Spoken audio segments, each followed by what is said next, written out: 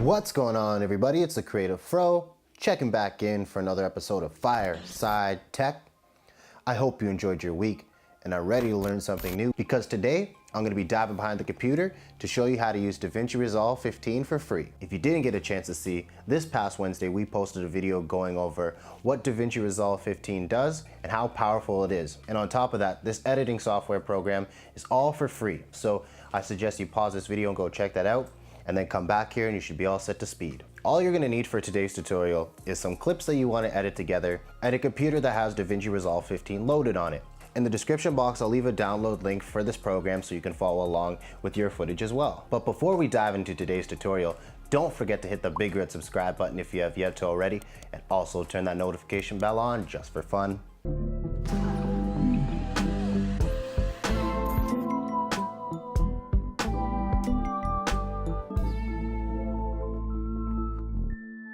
Without any further ado, let's get the laptops open and get this tutorial started. First, we're going to open up DaVinci Resolve right now.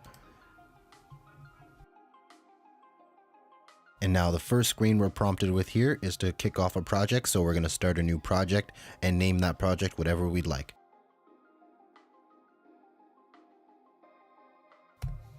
And after we're done creating that title, all we have to do is click the bottom right hand button here that says create, and it will take us into the next screen. Now that we have our brand new project started, the next thing we have to do is import our media footage that we need to import into the project to edit up. So what I've done is I put in my memory card that has What I Wish I Knew recorded on there, and we're going to use that as the test footage. Right now that memory card is inside my computer, and I'm going to head up to File.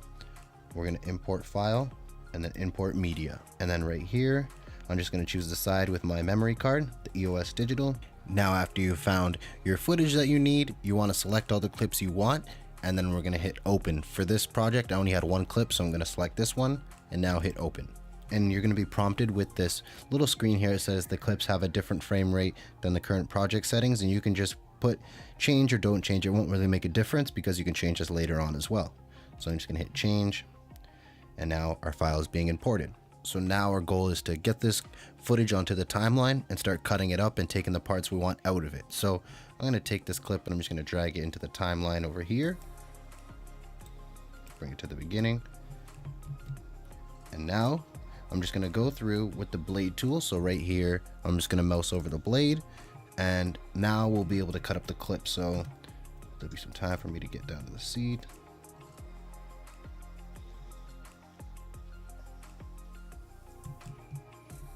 So we're just going to cut all the way to about, I'm already speaking there, so I need to go back. Okay, so I'm going to cut here because I don't want that part. And now I'm just going to hit delete. And what you can do is just drag this clip back to the beginning. We'll drag the playhead to the start. What's going on, everybody? It's the Creative Fro, checking back in for another episode of What I Wish I Knew Wednesday. And now all you have to do is go through and cut out all the parts you want. So I'm just going to do that right now. So what I've done here is I just cut it down to 4 clips just for the tutorial purpose. So after you're done cutting all the footage that you want to keep together, the next step is to color grade it. So I have my 4 clips here ready for the color grading process. And what you're going to do to get to that step is mouse down over to here. You can see it's called color, so we're going to click that, and now we're in this color panel. And this can be a little overwhelming, especially if you haven't used an editing program before. So for today's tutorial, I'm going to keep it simple and show you how to get started. So right here, I chose to use the color wheels. They have all these different choices to use. You can use the curves, but I think it would be best to use the wheels because that's what I'm familiar with. And for me, I like to use the color scopes when I color grade. So I'm going to left click on the screen here and put show scopes. And now I get all these different kind of scopes, but I just need I'm going to use this one here, the waveform. So let's see if I can just choose one. Waveform. Okay, perfect. So now I'm just going to minimize this and leave it over here. And now as I'm editing, I want to bring my shadows down to this 0. So you could see this is right where the shadows are, so I think that's the lift, and we're just going to move this down. So now I like that. So now I'm going to bring the highlights to right about I'm gonna say right under 786, so we're just gonna drag the gain down here, right there. And then now gamma is our midtones, I believe, so I'm just gonna pull this up a little bit more to see. I think I might like it down like that. So the next thing you're going to want to do in color grading is fix the white balance. So right here, if you look at the bottom left of the screen, we have a white balance picker. So what I'm going to do is just pick something white in the shot here and then use that to balance the footage. So I think that looks a lot better. So the last thing I'd recommend now when you're color grading is to adjust the saturation. And right down here in the bottom middle, we have a button called SAT, but that means saturation in abbreviation form. So I'm just going to pull this up a little bit and see. Now you can see the colors start to come out a little bit more in the background, more in the skin too as well. And if we bring it down all the way, it starts to get black and white. So I think I like around 67. We'll just keep it around there. So that's pretty much how you can get started on color grading. Up here you have, so I had 4 clips for this tutorial, so you can see that's clip 1, that's clip 2, 3, and 4, and it just made a little thumbnail of each clip. So depending on how many clips you had chopped up, all of those individual clips will be up here, so you just pick one and then color grade it from there.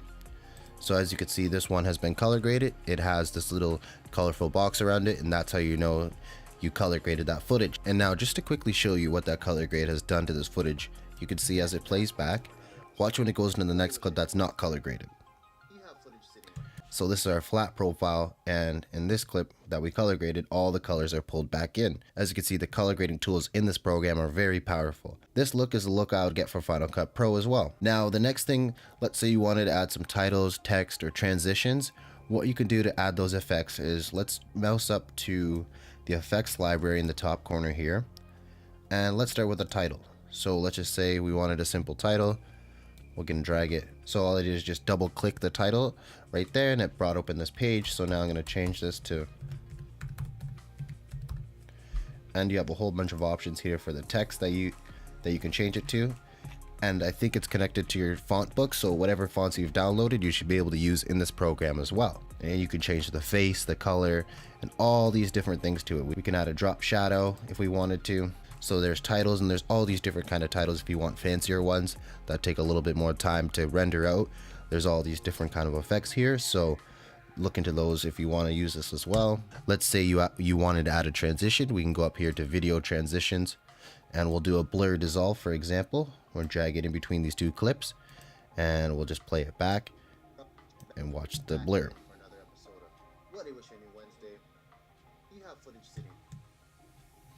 It's playing back a little slow because I think it needs to render out a little bit more. And you can go through and add any different video transition that you would like to add.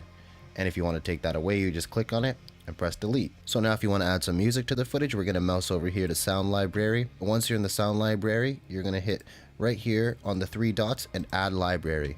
Now it's going to open up your desktop, and just from here you can search in the song that you downloaded and then hit open. And then once you do that, the song will be over here, so you can drag it into the bottom. So after we're done our color grade, added the titles, text, and transitions, and music if needed, the next step is to export this file because it's ready to be posted up now. So what we're going to do is mouse over here to this bottom right hand side, and it says deliver. And now we're given this page here that has all these options for different video files that we can choose. So say if you want to choose YouTube, you can easily click YouTube, Vimeo, ProRes, H.264, H.265, IMF, Final Cut Pro 7, Premiere Pro XML, Avid AAF, Pro Tools, and audio only. So that's like if you want to do a podcast, you could just strip the audio and just select audio only, and you'll get an MP3 file. So what we're going to do here is just change this to Fireside,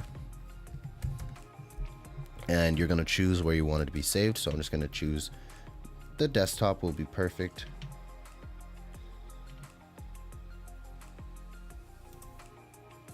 Right there, and I'm gonna hit save. So now that's gonna save to my desktop after it's done exporting. And all the functions here, I'm just gonna make sure it's 1920 by 1080 because I want that aspect ratio, but you can change that if you need it. You have all these different aspect ratios to choose from. The frame rate 23.976, that looks about right. Quality automatic, encoding, Perfect. So after we have all the settings ready to go, the next thing you have to do to export this file is just put add to render queue. And after now it's in our render queue, we're just going to hit start render. And you're going to be prompted with a pop-up box that says changes to current render job has not been saved. Would you like to save the changes to this render job? And just put save. And so now we'll just wait for it to render out this video. And now it's been rendered out to the desktop, so I have it right here. And now I can upload that video wherever I want because it's all set to go. And it tells you up here how long the render took as well, so that little segment there only took 32 seconds to render out. And that's a pretty cool feature because in Final Cut Pro, it doesn't tell you how long it took to render out the file. So there's a simple walkthrough of how to get started with DaVinci Resolve 15. Why don't we jump back in front of that fire and wrap this video up. And there you have it. I hope this tutorial really helps you understand on how to get started with this program and gives you a good idea of how you can put together footage and start putting yourself or your brand out there more. I'll leave a couple of links in the description also that will link to videos that go over further in-depth tutorials of DaVinci Resolve 15. So I'd suggest you check those links out because there's a lot of great information out there, and maybe you want to take this a step further and learn the program a little bit more. But that's everything for today's video. Please like if you did, comment down below if there's anything you want to see for Fireside Tech, and share this video if you think it could help somebody. I hope you enjoy your upcoming week and crush it. I can't wait to see you next Sunday back in front of this fire again. It's a Creative Fro, and I'm out.